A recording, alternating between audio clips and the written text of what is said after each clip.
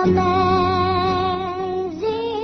grace, how sweet the sound that saved a wretch like me. Hi, and welcome to Straight Talk About God video. I'm Jack. The great mistaken interpretation. Whew.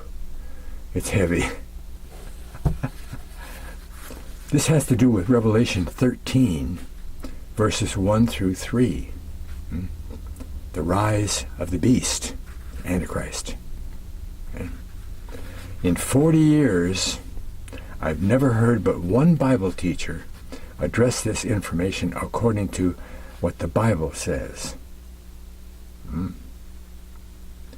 Most other teachers seem to have developed a blindness to what verse 3 says about the wounding of the beast and the healing that he gets.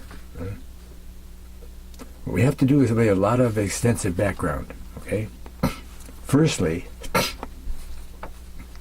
if one is going to study the end times and the Antichrist, the study must start with making a list of all of the attributes listed in any and all of the Old and New Testament books.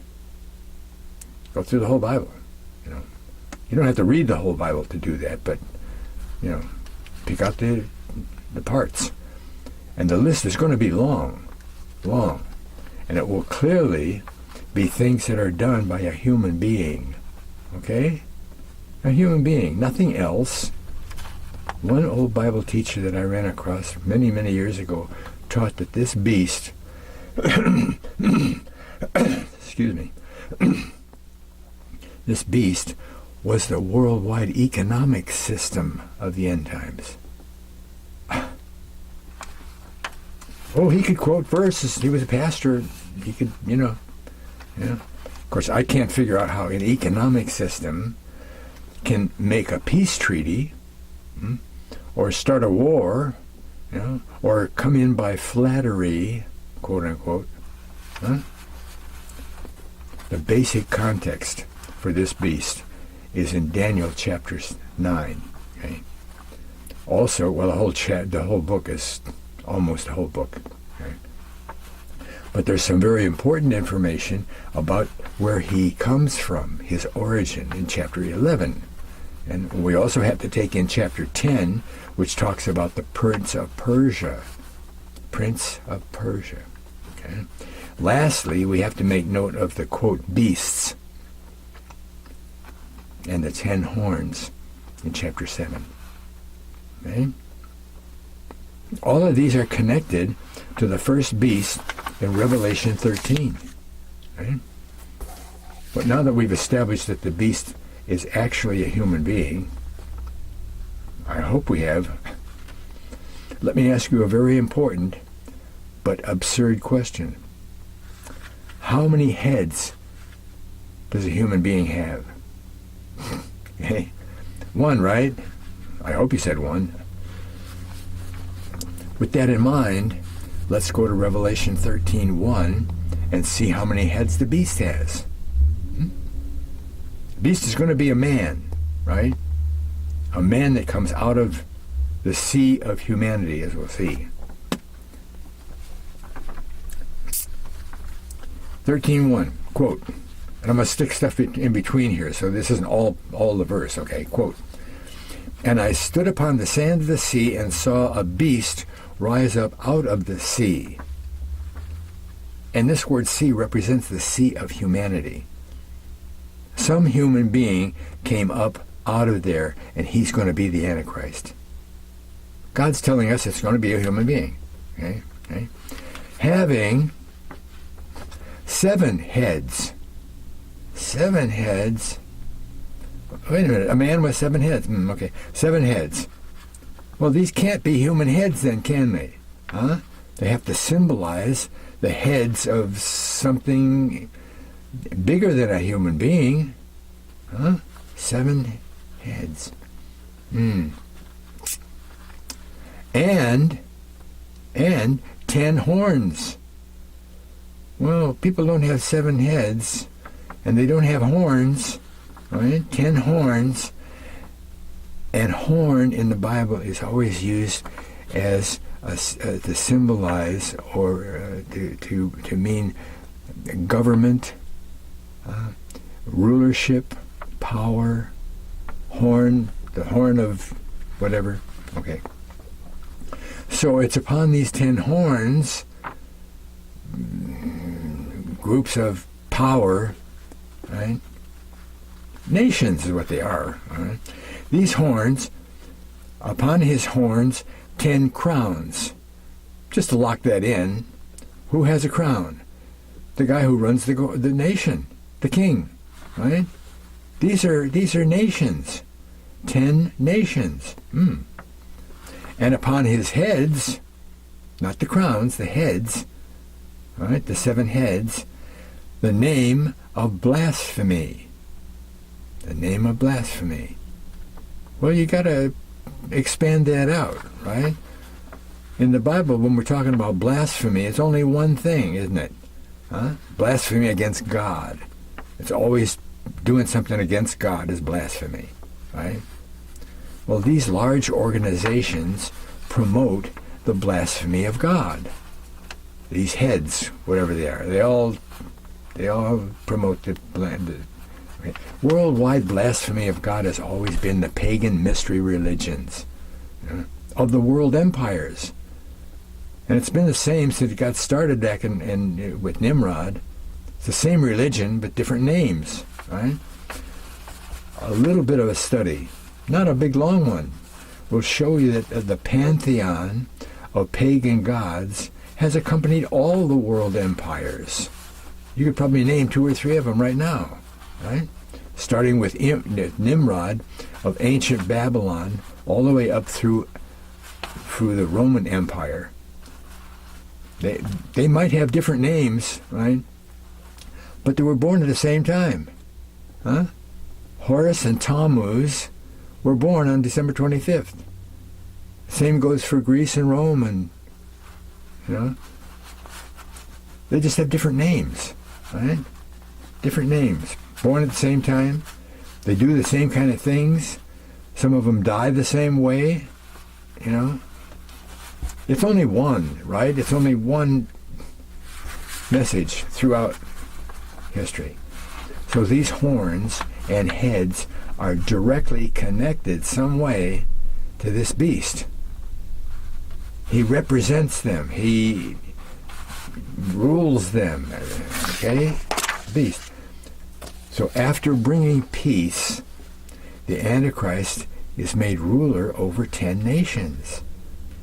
Like the EU, only it'll be the Arab Confederacy, the Arab Union, whatever. 10 Arab Union, right? Okay.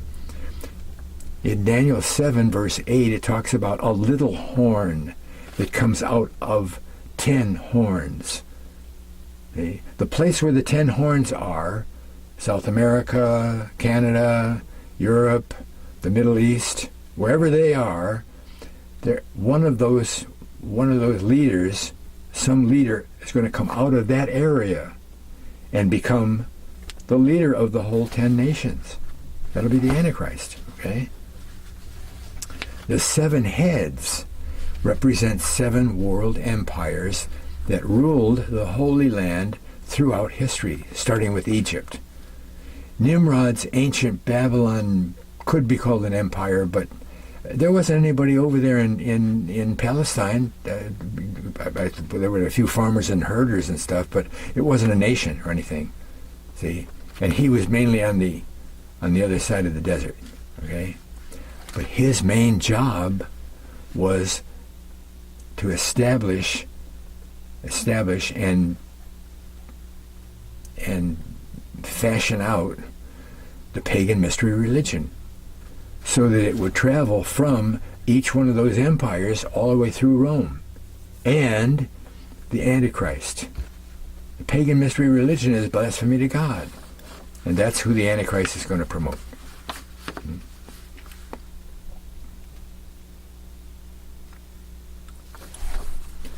Egypt's empire. They ruled the Holy Land. There was no king or anything, when Egypt ruled the Holy Land. Egypt was the big empire, right? Many nations came to Egypt to buy food when the famine hit, right? They ruled the Holy Land until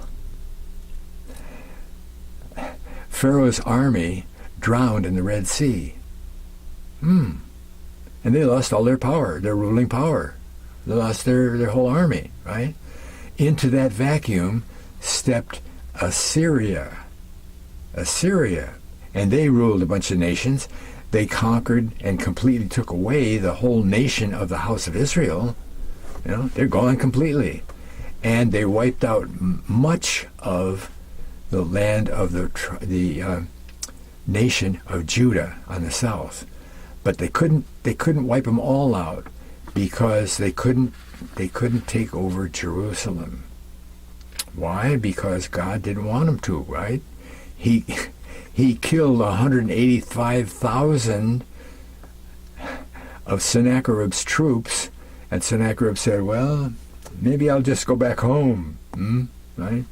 And because that was a vacuum, Nebuchadnezzar stepped in and became the small but Babylon Empire. And they ruled all of the Middle East, including Palestine and the Holy Land, okay? And they did that until prophecy was fulfilled about Cyrus. Isaiah, long before Cyrus is ever born, Isaiah said, Cyrus is going to let my people go. He's going to be a good guy, and he's going to help us out. Nobody even knew who he was. He wasn't even born yet, right? Well, he took over Babylon, right? And he let the people go back to Jerusalem. There still wasn't any king. King's gone, right? The nation of Judah is gone forever. Actually, forever, okay? They never had a king. They had some governors.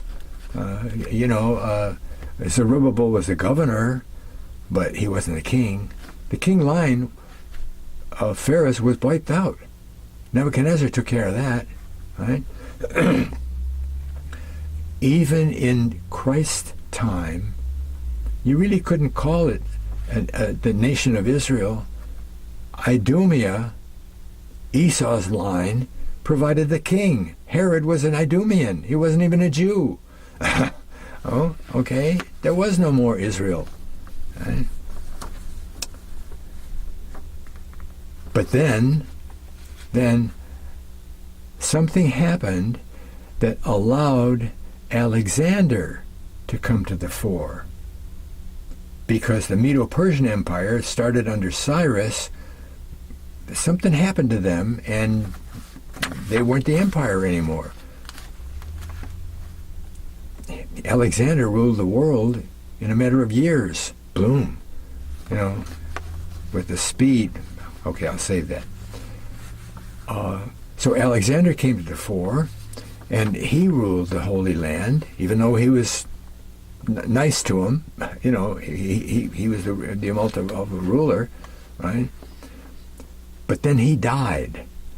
And usually the sons take over, but they didn't do that. The power of the empire was split up by his 4 generals. The king of the north and the south, in chapter 11 of Daniel, the king of the east and the west. Okay? And being so split up and warring against each other, eventually they just faded into Rome, and Rome became the empire. Okay? And we'll talk about the Medo-Persian. It's important. So with Alexander's death, now following Daniel 8, verse 8, one of those four generals' kingdom was the kingdom of the little horn. And you can tell that. Okay? The little horn comes out of one of those generals' kingdoms, the Seleucid Empire, actually. Right? And he, quote, waxes exceeding great. Right?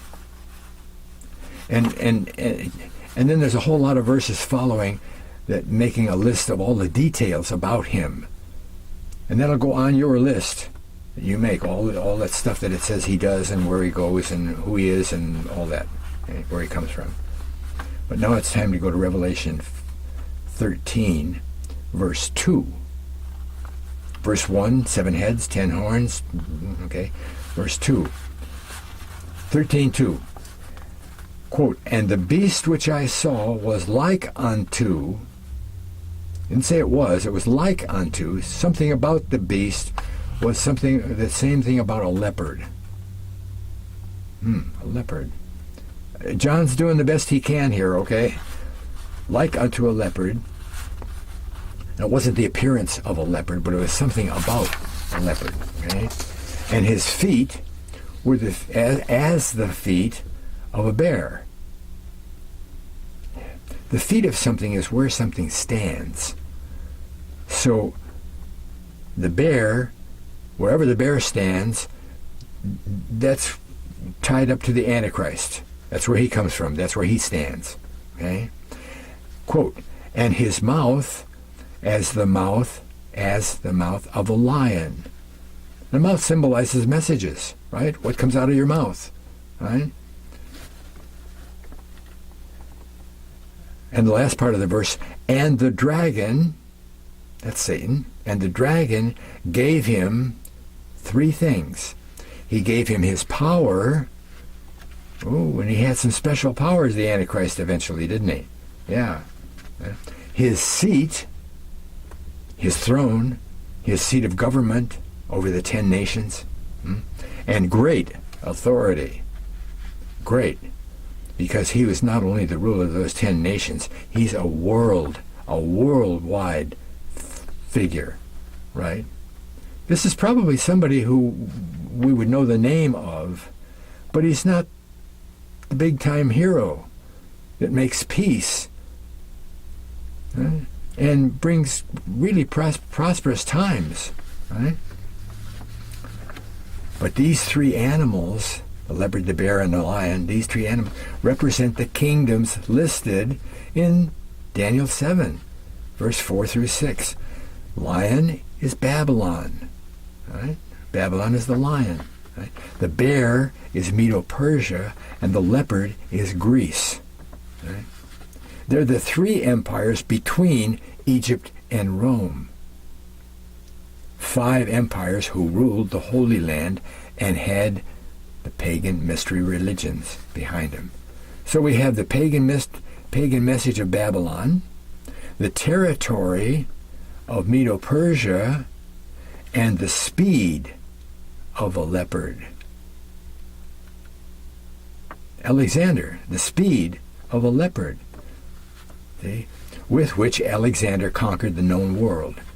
And these symbolize attributes of the Antichrist. He comes to power in a very short time. That's why the leopard is first. Zoop, boom. Historically, takes you 10 years just to become a senator, let alone president or king, okay? Came to in a real hurry. He comes from, the Antichrist comes from the region of the Medo-Persian Empire, the feet, okay, and the Middle East, the Medo-Persian Empire. And his accompanying religious message is the mystery religion of Babylon. Okay? All of this background is for the foundation of the answer to the question, what is that great mistaken interpretation? Revelation 13:3. And all through the years there have been many, many theories about the beast having a head wound that was fatal, but then he came back to life. Okay? That's what it says in Revelation, doesn't it? The beast, one popular one today has been taught by a lot of people is that the beast was shot fatally in the head and came back to life, counterfeiting the resurrection of Christ. Devil's behind him, right? Sure, and the false prophet's right there saying, this is the guy, oh, he's son of God. And then he goes into the temple and says, I'm God, right? And he convinces a lot of people that that's true. Look at all the stuff that he's done, all this wonderful things that he's done for the people, right? But again, I've never heard in 40 years any but one teacher explain this using only the Bible. Not saying, well, because this is... What did the Bible say? And let's stick strictly to what it says. That major blind spot that I mentioned above is a glossing over of one little phrase. Just a little phrase, 3 words. One of his. One of his. It throws a monkey wrench in all of the theories that I've ever heard. Except one. One I'm going to tell you. Right? Revelation 13:3. And I saw one of his heads. One of his 7 heads. Not the Antichrist man's head, which is only one head, and it's a human head, but these are other heads, And one of them was wounded, as it were, wounded unto death. Wounded unto death. When you die, you lose all of your capability to function in the physical world. Right? Right. If the president turns out to be a crook and gets arrested and thrown in jail, it's just the same as him being dead, isn't it? Forget about him. Right? Same thing happens with one of these groups. One of these groups. Again, the 7 heads from verse 1 are the empires that had rule over the Holy Land, and these empires had ultimate rulers and brought forth the blasphemous message of the pagan mystery religion. No other religion was there. And it greatly affects the political power, as we know. The Holy Roman Empire ruled Europe, didn't it? Yeah, okay. But at one point in history, one of his heads, was removed from power, as it were, died. Okay?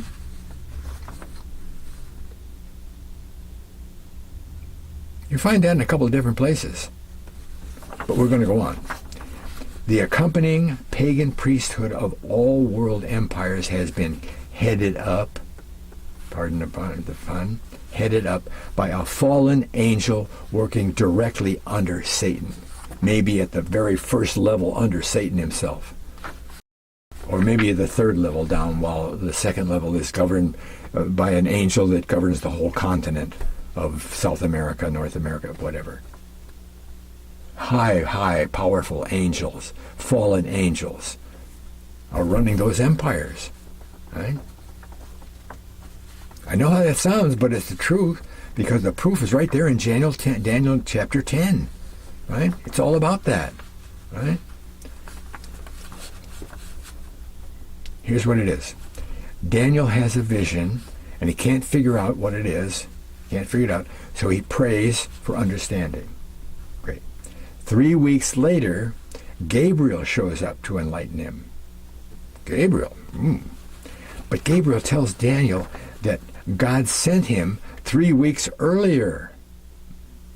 But he couldn't get to Daniel because the, quote, prince of the kingdom of Persia withstood him. Blocked his way. Couldn't get through. Couldn't get to Daniel because this prince of Persia, the king of Persia, Cyrus, or one of the other kings of Medo-Persia, a human being, withstood an angel? Of course not. It had to be another angel, right? Okay? This was the fallen angel that ran the empire. And God, he does this stuff. I love it. God put this in the Bible to show us who really runs the governments of the world today. Yeah? Paul even outlines the whole hierarchy of the demonic and satanic governments of the world. Okay? But it also confirms the wounded head of 13:3. Right? See, Daniel goes on to tell Gabriel goes on to tell Daniel that one of the chief angels, Michael's a tough guy. He can take care of you. Came to help him defeat the prince of Persia. And this defeat will result in a vacuum, right, into which Alexander will arise. Here's what it says in verse 20 of chapter 10. After he tells all about the Antichrist and everything, he says, knowest thou wherefore I came unto thee? And now I will return to fight with the prince of Persia. Michael's still there. He's holding the prince of Persia at bay until Gabriel gets back there, and they're going to take care of him. They're going to, as it were, kill him. Take him out. Put him away. And when I'm gone forth, Gabriel says, and when I'm gone forth, lo, the prince of Grecia will come. The fallen angel that heads up the Alexander's empire. Right? Alexander went to the oracles to find out what was going to happen. And who are the oracles run by? Not God. Right? They weren't prophets. They weren't God. They were run by Satan. Okay? The fallen angel who ruled Persia was wounded. It is the wounded head of verse number 3. And as to when and where the angel will be put back into power, I can only cite Revelation 9, 1 through 11, which is all about the bottomless pit, out of which come all those weird-looking locusts. And boy, I really sympathize with you for John trying to explain what this. I can't go into the whole explanation here, but they're weird stuff, okay? But they're real. They don't symbolize something else. They are real. He just has a tough time explaining them by his own words, okay? Chapter 9, verse 1. And the fifth angel sounded, the trumpets, okay? Fifth angel sounded, and I saw a star fall from heaven unto earth. And the earth wasn't completely destroyed. Any star is 1,000 times bigger than the earth. Well, then it's not a star, is it? Because it goes on to say, and to him was given the key to the bottomless pit. This is an angel. An angel. Come down there with a key to the bottomless pit. Why does he need a key? Because the door is locked to the bottomless pit. Bottomless pit. The bottomless pit in Greek is abyss. And as far as John was concerned, it didn't have a bottom. It was so big. Bottomless pit. Had a key. Locked in there. Bad stuff. I mean, God was the one that locked them in there. They must be bad, right? So research shows that there's more than one or two of these quote prisons where creatures are locked up, right? Angels, demonic entities, genetically engineered chimera beings like these locusts. Okay? But after their description, verse 11 is my candidate for the wounded head coming back to life, quote unquote life, right? 9:11. And they, all of these locusts and stuff, they had a king over them. Whoa, there's a king. The king is locked up in the pit. He's not a good guy. He's a king. Is the angel of the bottomless pit. The angel, right? There's an angel that's locked up. The only kind of angel I know that's locked up are bad angels, okay? Whose name in the Hebrew tongue is Abaddon, and in the Greek tongue hath his name Apollyon. the Greek god Apollo. Okay? And I believe that Apollyon is the prince of Persia, whom Gabriel and Michael defeated when they got back together, and took him off to prison, to the bottomless pit, and locked him in. And you'll find him also in chapter 17, verse 8 of Revelation. Okay, here's a scenario with all these bottom lines into one scenario. Okay. First of all, the four seals of Revelation 6 are the four horses of the apocalypse. We know that, okay? Which start the 7 years of Daniel 9:27. And the four seals are just like an overview of the whole 7 years. They don't specify different things. They just say peace, war, famine, death. Right? The Great Tribulation begins, the 7 years begins when the man who becomes the Antichrist, that beast that comes out of the sea, becomes the Antichrist, brokers a 7-year peace plan for the Middle East. There's some heavy worldwide conflict going on. There's enough conflict going on right now, but it's going to be really so bad that this guy is going to come to power because of the fact that he brokers the peace between all the things, between all the combatants, right? So this white horse, it always is said to symbolize peace, but he comes just to lock down the peace aspect. He comes with a bow. But there's no arrow listed there. It doesn't say, he doesn't come by force, come by flattery and deceit, the white horse. And then things turn really good for 3.5 years.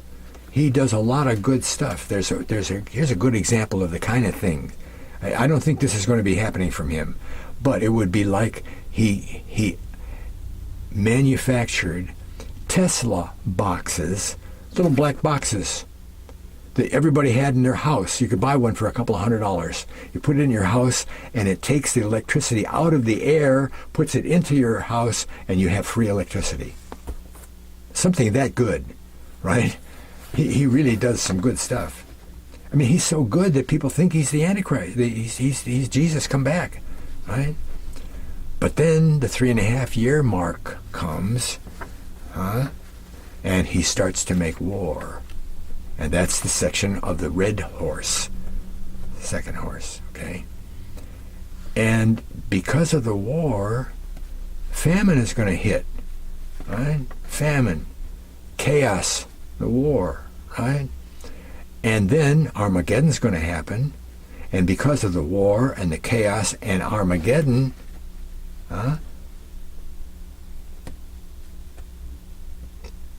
death is going to happen. Right? That's the pale horse. And the reason I always throw Armageddon in there is because the bad guys get taken care of in Armageddon. The good guys don't die. All the bad guys die. And what do all the bad guys do when they die? They go to hell. Okay? And that's why hell follows death. Okay? Prosperity, Egypt, war. Following the war, Armageddon, a horse, the death comes in, and Antichrist is a man who has vast political power, okay? Not only the 10 nations that he governs, but worldwide, right? And he's accompanied by the false prophet, touting him as Jesus Christ, That's the beast number 2 out of Revelation 13, okay? Because they go together, political and religious. Okay? Pagan worship system, a confirmation that the Antichrist is really the Son of God, come to save the world. So hopefully you're not going to be fooled by this deception when it happens. It could be very, very, very, very short time from now. check out my Apophis video. Okay, Apophis, which is the name of an asteroid that's headed toward Earth. But listen, follow up with this study, okay? Watch this video 3 or 4 more times, and as you watch it, take some notes and make up an outline, an overview with just little sections. You know, here's what happens to all the Daniel 7, blah, blah, blah, and there's Daniel 8, and then blah, blah, blah, okay? And then you can take that to other parts of end times prophecy and overlay it, and all of a sudden what it says there, oh, that's what that means. And especially later on in Revelation, okay? If you go on in Revelation, you're going to find that the 10 horns and the 7 heads are right there, and it's all explained, right? Especially in chapter 17, where the angel is explaining what they mean, okay? And the Prince of Persia, again, is right there in verse 8, right?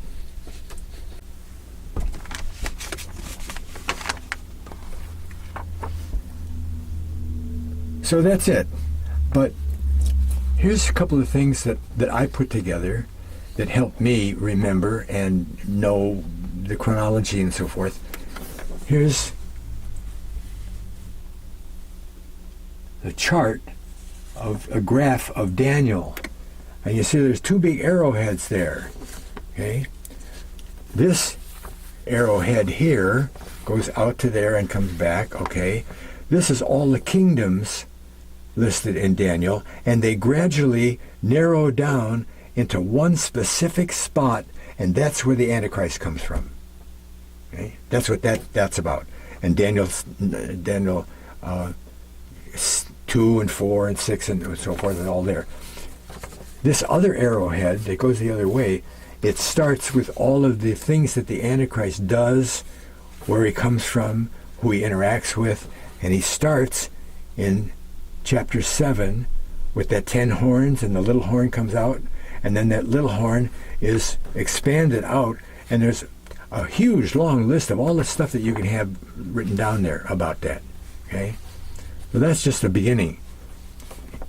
So you can take a screenshot of that, and then you can take a screenshot of this. All right? This is the complete the kingdoms of Daniel. Okay? And when the kingdoms start, it's got all the details from this other chart, right? Kingdoms all start here, and they start narrowing down, and then they start talking about the Antichrist, more Antichrist, more Antichrist, more Antichrist, more Antichrist, and then I put chapter 9 on the end because it's only for the Jews, okay? Because Gabriel's talking to Daniel, okay? But it's got all the Antichrist stuff in there, the basic thing like that, okay? I don't know.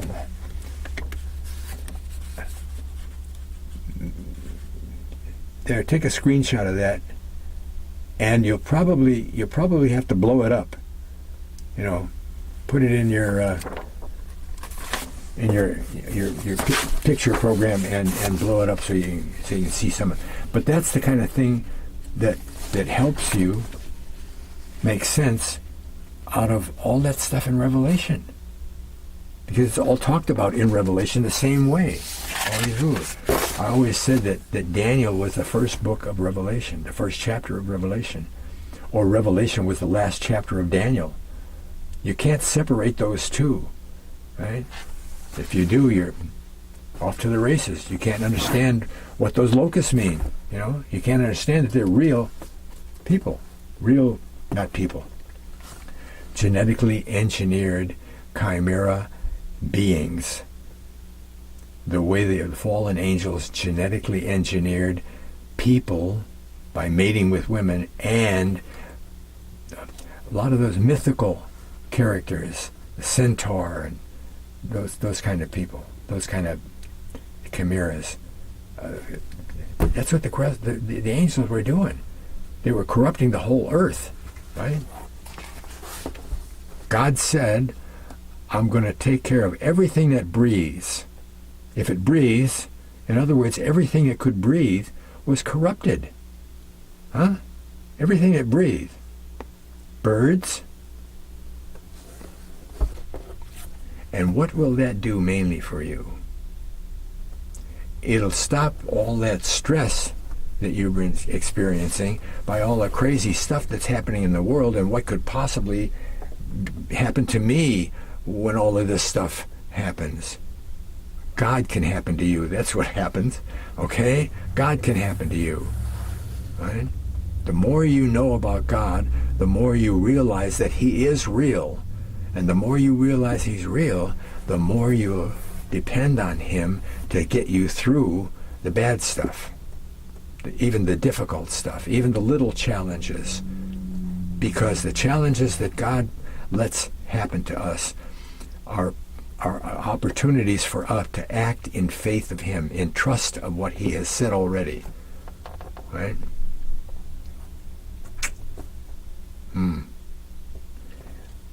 Another place in later on in Revelation, it says, just to debunk some of the series about being shot in the head, it said the wounded head that was wounded by the sword. Oh, okay. See? Antichrist will not die and come back to life. If God is right. Thanks a lot for watching. God bless.